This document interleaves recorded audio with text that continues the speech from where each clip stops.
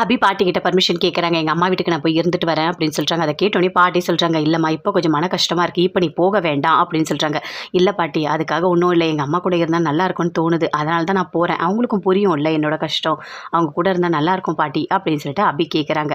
அப்போ அஞ்சலி சொல்கிறாங்க, இல்லை 2 பேருக்குள்ளே மன கஷ்டமாக இருக்கும்போது நீ போகக்கூடாது, அப்புறமா போ அப்படின்னு சொல்கிறாங்க. அதுக்கு அபி சொல்கிறாங்க, இல்லை நான் போய் தான் ஆகணும், உங்கள் பேச்சை நான் கேட்கலன்னு நினைக்காதீங்க, எனக்கு அவங்க கூட இருந்தால் நல்லா இருக்கும்னு தோணுது அப்படின்னு சொல்லிட்டு அபி சொல்லிகிட்டே இருக்காங்க. அப்போ அஞ்சலி சொல்கிறாங்க, சரி எப்படி போக போகிற அப்படின்னு சொல்லிட்டு, நான் ஆட்டோ பிடிச்சி போகிறேன் அப்படின்னு அபி சொல்கிறாங்க. இல்லை இல்லை வேண்டாம் வேண்டாம், என்னங்க நீங்கள் கொஞ்சம் கூட்டிகிட்டு போய் விட்டு வரீங்களா அப்படின்னு சொல்லிட்டு அஞ்சலி கேட்குறாங்க.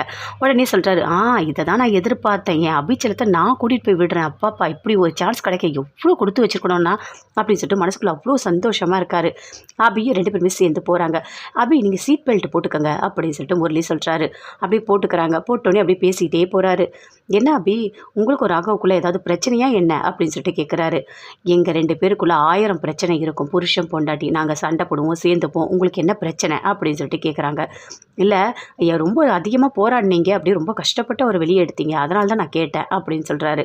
இல்லை நீங்கள் என்ன திட்டினாலும் எனக்கு எதுவும் பெருசாகவே தெரியல அப்படின்னு சொல்லிட்டு வராரு. அப்படியே பார்க்குறாங்க அபி. இங்கே பாருங்கள், அஞ்சலி அக்கா ரொம்ப ரொம்ப நல்லவங்க, அவங்க மாசமாக இருக்காங்க புரியுதா, அவங்க உங்களுக்கு ஏதாவது கொடுத்தா கூட சாப்பிட அப்படியே திட்டுறீங்க, கோவப்படுறீங்க, ஏதாவது ஒன்று பண்ணிகிட்டே இருக்கீங்க, ஆனால் என்னோடய பிரச்சனையை மட்டும் தீர்த்து வைக்கிறேன்னு சொல்கிறீங்க, இதெல்லாம் நல்லா இருக்கா? ஆமாம், எனக்கு என்னவோ நீங்கள் ஒன்று விட்ட அண்ணனாக இருப்பீங்களோன்னு தோணுது போன ஜென்மத்தில் அப்படின்னு அபி சொல்கிறாங்க. என்னதோ அண்ணனா அப்படின்னு சொல்லிட்டு அப்படியே கோவமாக முரளி வராரு. அப்படியே வண்டி ஓட்டிகிட்டே வராரு. வரும்போது அப்படியே பேசிக்கிட்டே வராரு. இங்கே பாருங்கள், இதே மாதிரி பேசிக்கிட்டே வந்தீங்க எனக்கு ரொம்ப கோவம் வரும், நான் வண்டியை விட்டு இறங்கி நடந்தே போயிடுவேன் அப்படின்னு அபி சொல்கிறாங்க. இல்லை இல்லை இல்லை, நான் எதுவுமே பேசவே இல்லை, உங்களை கூட்டிகிட்டு போய் பத்திரமா நான் விட்டுறேன் அபி அப்படின்னு சொல்லிட்டு அப்படியே போகிறாரு. போகும்போது அப்படியே யோசிக்கிறாரு, பின்னாடி உட்காந்துட்டு இருந்த உங்களை எப்படி முன்னாடி வர வச்சேன்னு பார்த்தீங்கல்ல, வண்டியை ஓட்ட முடியாமல் ஓட்டி உங்களை இடிக்க வச்சு முன்னாடி சீட்டில் உட்கார வச்சவன் நான்.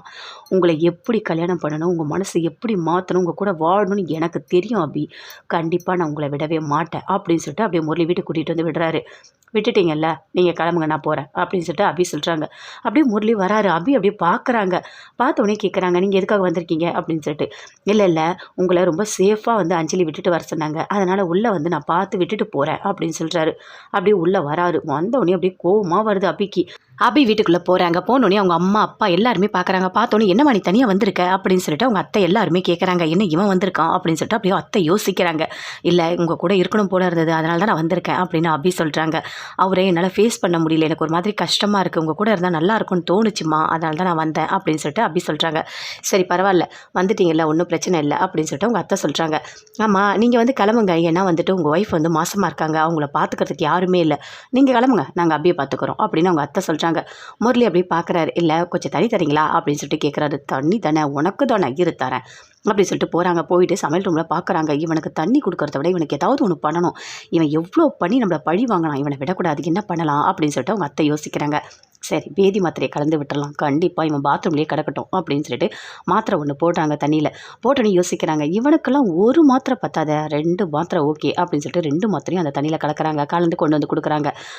குடிக்கும் போது அப்படி பார்க்குறாரு. என்ன இது ஏதோ ஒரு ஸ்மெல் வர மாதிரி இருக்குது அப்படின்னு சொல்லிட்டு முரளி சொல்கிறாரு.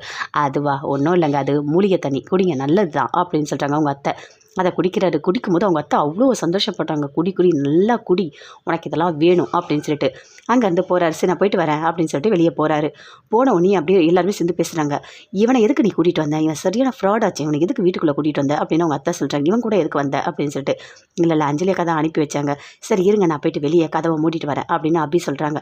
அதுக்குள்ளே கரெக்டாக முரளி வராரு. இவன் எதுக்கு மறுபடியும் வரான் அப்படின்னு சொல்லிட்டு அப்படியே பார்க்குறாங்க. இல்லை கொஞ்சம் ரெஸ்ட் ரூம் போய்க்கிட்டோமா அப்படின்னு சொல்லிட்டு முரளி கேட்குறாரு. அங்கே தான் இருக்குது போங்க அப்படின்னு சொல்லிட்டு எல்லாருமே பண்ணிக்கிறாங்க. இவனுக்கு என்ன தெரியுமா பண்ணேன், இப்போ தண்ணி குடித்தான்ல, அதில் பேதி மருந்து கலந்துட்டேன் அப்படின்னு சொல்கிறாங்க அத்தை. அதை கேட்டோன்னே அப்படியே சந்தோஷப்படுறாங்க. அபி அவங்க அம்மா எல்லாருமே அப்படியே பார்க்குறாங்க. ரெஸ்ட் ரூம் போயிட்டு வராரு. சரி நான் போயிட்டு வரேங்க அப்படின்னு முரளி சொல்கிறாரு. இல்லை மறுபடியும் நான் போட்டுமா அப்படின்னு சொல்லிட்டு 2-3 வாட்டி போயிட்டே இருக்கார் ரெஸ்ட் ரூம். அப்படியே பயங்கரமாக சிரிக்கிறாங்க. அபி அவங்க அம்மா எல்லாருமே பயங்கரமாக சிரிச்சிட்ருக்காங்க. இவனுக்கு இதெல்லாம் வேணும், இவனை விடவே கூடாது, எப்போல்லாம் நமக்கு சான்ஸ் கிடைக்குதோ அப்போல்லாம் இவனை ஏதாவது ஒன்று பண்ணி பழி வாங்கிக்கிட்டே இருக்கணும், இவன் நல்லவனே கிடையாது, எப்படி நம்மளை நம்ப வச்சு ஏமாத்தணும் அப்படின்னு சொல்லிட்டு அவங்க அத்தை அபி எல்லாருமே பயங்கரமாக சிரிக்கிறாங்க. என்ன இது இப்படி வயிற்ற கலக்கிட்டே இருக்கே அப்படின்னு சொல்லிட்டு முரளி அப்படியே முடியாமல் பயங்கரமாக டென்ஷனாக இருக்காரு. ராகவ் வீட்டுக்கு வராரு. வந்தவொடனே பாட்டி கிட்ட கேட்குறாரு, "அபி எங்க?" அப்படின்னு சொல்லிட்டு. "நான் வந்துட்டு அபி அவங்க அம்மா வீட்டுக்கு அனுப்பியிருக்கேன்" அப்படின்னு பாட்டி சொல்றாங்க. "ஏன் எதுக்காக? யார் கூட போயிருக்கா?" அப்படின்னு சொல்லிட்டு கேட்குறாரு. "இல்ல முரளி தான் கூட்டிட்டு போய் விட்டுருக்காரு, மாப்பிள தான்" அப்படின்னு சொல்றாங்க. அத கேட்டோனே ராகவுக்கு பயங்கரமா கோவம் வருது. "நீங்க எதுக்காக அவரு கூட அபிய அனுப்புனீங்க?" அப்படின்னு சொல்லிட்டு கேட்குறாரு. "இல்ல அவ தனியா போறேன்னு சொன்னா, அதனால தான் விட்டு வர சொன்னோம்" அப்படின்னு சொல்லிட்டு பாட்டி சொல்றாங்க. அத கேட்டோனே ராகவுக்கு அப்படியே கோவமா வருது. "அபி அந்த முரளியோட சேர்ந்தா நீ போன? எங்க அக்கா வாழ்க்கைய அழிக்கணும்னு 2 பேரும் சேர்ந்து தானே நினைச்சீங்க? நான் விடவே மாட்டேன். நான் வரேன் இரு" அப்படின்னு சொல்லிட்டு ராகவ் வீட்டுக்கு போறாரு. வீட்டுக்கு போனோடனே, "வாங்க மாப்பிள வாங்க" அப்படின்னு சொல்லிட்டு அவங்க அம்மா, அப்பா, அத்தை எல்லாருமே கூப்பிடுறாங்க. "அபி உங்ககிட்ட கொஞ்சம் பேசணும், வா உள்ள போலாம்" அப்படின்னு சொல்லிட்டு உள்ள கூட்டிட்டு போறாங்க அபி. போனவொடனே அப்படியே கோவமா பேசுறாரு. "நீ எதுக்காக இங்க வந்த?" அப்படின்னு சொல்லிட்டு கேட்குறாரு. "ஆமா, என்ன அங்க இருக்கும்போது தான் பயங்கரமா திட்டிகிட்டே இருந்தீங்க. இப்போ இங்க வந்து நீங்க திட்ட ஆரம்பிச்சிட்டீங்களா? என்ன எதுக்காக நீங்க திட்டிகிட்டே இருக்கீங்க?" அப்படின்னு சொல்லிட்டு அபி அப்படி கோவமா கேட்குறாங்க. "பின்ன வேற என்ன பண்ணுவாங்க? நீ எதுக்காக இங்க வந்த? உடனே கிளம்பு, வீட்டுக்கு கிளம்பு" அப்படின்னு ராகவ் சொல்றாரு. "இங்க பாருங்க, இந்த மாதிரிலாம் என்னை திட்டி கோவமா கூப்பிட்டா நான் வரவே மாட்டேன். என்னை அன்பா பாசமா கூப்பிட்டா தான் நான் வருவேன்" அப்படின்னு அபி சொல்றாங்க. அப்படியே யோசிக்கிறாரு. அப்படியே கிட்ட வராரு. அபி கிட்ட வந்து அப்படியே கன்னத்துல கை வச்சு அப்படியே பாசமா பேசுறாரு. "அபி இங்க பாரு, நல்லா தெரிஞ்சுக்கோ. நான் ஜெயில்ல இருக்கும் போதெல்லாம் நான் நினைச்சது என்ன தெரியுமா? உன் கூட எப்ப பேசுவேன் அப்படின்னு தான். நீ இல்லாம உன் பேச்சை கேட்காம என்னால வீட்ல இருக்கவே முடியாது. நீ வீட்டுக்கு வா" அப்படின்னு சொல்லிட்டு அப்படி பாசமா கேட்குறாரு. அதை கேட்டோடனே அபி அவ்வளோ சந்தோஷப்படுறாங்க. பயங்கரமா சந்தோஷப்படுறாங்க. "இப்போ நம்ம வீட்டுக்கு போலாமா?" அப்படின்னு சொல்லிட்டு கேட்குறாரு. "கண்டிப்பா நம்ம வீட்டுக்கு போலாம்" அப்படின்னு சொல்லிட்டு அபி சொல்றாங்க. அவங்க 2 பேருமே சேர்ந்து, "சரி நான் போயிட்டு வரேன் வீட்டுக்கு" அப்படின்னு சொல்றாங்க. அதை கேட்டோடனே அவங்க அம்மா, அப்பா எல்லாருமே சொல்றாங்க, "இல்லையா அபி, இங்க இருந்துட்டு போலான்னு தானே வந்தேன். என்ன அதுக்குள்ள போறேன்னு சொல்ற?" அப்படின்னு சொல்லிட்டு. "இல்ல இருக்கலான்னு தான் நான் வந்தேன். ஆனா இவர் வந்து கூப்பிடுறாரு. அதனால நான் வீட்டுக்கு போறேம்மா" அப்படின்னு அபி சொல்றாங்க. அதை கேட்டோனே அவங்க அம்மா, அப்பா, அத்தை எல்லாருமே சொல்றாங்க, "இங்க பாருங்க மாப்பிள்ளை, நீங்க வந்துட்டீங்க. சாப்பிட்டு போங்க. நாங்க சாப்பாடு ரெடி பண்றோம்" அப்படின்னு சொல்றாங்க. "இல்ல கொஞ்சம் வேலை இருக்கு" அப்படின்னு சொல்றாரு. "இல்ல நீங்க சாப்பிட்டு தான் போகணும்" அப்படின்னு சொல்றாங்க.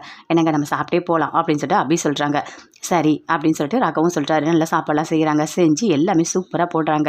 போட்டோடனே அப்படியே சாப்பிட்றாரு. சாப்பிட்டோடனே, "சரி நாங்கள் போயிட்டு வரோம்" அப்படின்னு சொல்றாரு. "சரி பார்த்து போயிட்டு வாம்மா" அப்படின்னு சொல்றாங்க. 2 பேருமே சேர்ந்து வீட்டுக்கு போகிறாங்க. போகும்போது யோசிக்கிறாங்க அவங்க அத்தை, பாவம் அபி ரொம்ப மன கஷ்டத்தோடு தான் வந்தா இங்கே இருக்கலாம்னு சொல்லிட்டு. ஆனால் என்னன்னு தெரியலையே, மாப்பிள்ளை வந்து உடனே கூட்டிகிட்டு போகிறாரு அப்படின்னு சொல்கிறாங்க. அதை கேட்டோடனே அவங்க அம்மா சொல்கிறாங்க, "இல்ல இப்போ வந்துட்டு ஒன்றா இருந்தால் தான் நல்லாயிருக்கும். ஏன்னா வந்துட்டு பிரிஞ்சிருந்தா நல்லா இருக்காது. இதுவே பெரிய பிரச்சனையாயிடும். அதனால தான் மாப்பிள்ளை வந்து கூட்டிகிட்டு போகிறாரு" அப்படின்னு சொல்லிட்டு அவங்க அம்மாவும் சொல்கிறாங்க. ஏதோ ஒன்று, 2 பேருக்குள்ளே எந்த பிரச்சனையும் இல்லாமல் சந்தோஷமாக வாழ்ந்தா போதும் அப்படின்னு சொல்லிட்டு 2 பேருமே சேர்ந்து பேசிகிட்டு இருக்காங்க. அபியை ராகவ் கூட்டிகிட்டு போகிறாரு. "என்ன உடனே வந்து என்ன கூட்டிகிட்டு போகிறீங்க?" அப்படின்னு சொல்லிட்டு அபி கேட்குறாங்க ராகவ் கிட்ட. அதுக்கு ராகவ் அமைதியாக இருக்காரு. "என்ன எதுவுமே பேசவே மாட்டேறீங்க, எது கேட்டாலும் அமைதியாக இருக்கீங்க" அப்படின்னு சொல்லிட்டு அபி அப்படியே பேசிகிட்டே வராங்க. "இங்கே பாரு, நான் தான் உங்ககிட்ட சொல்லிட்டேன்ல, நீ பேசிக்கிட்டே வா, நான் கேட்டுகிட்டே வரேன்" அப்படின்னு ராகவ் சொல்கிறாரு. "என்ன என்னை பார்த்தா எப்படி தெரியுது உங்களுக்கு? பேசிகிட்டே இருக்க மாதிரி தெரியுதா?" அப்படின்னு சொல்லிட்டு அபி ராகவ் கிட்ட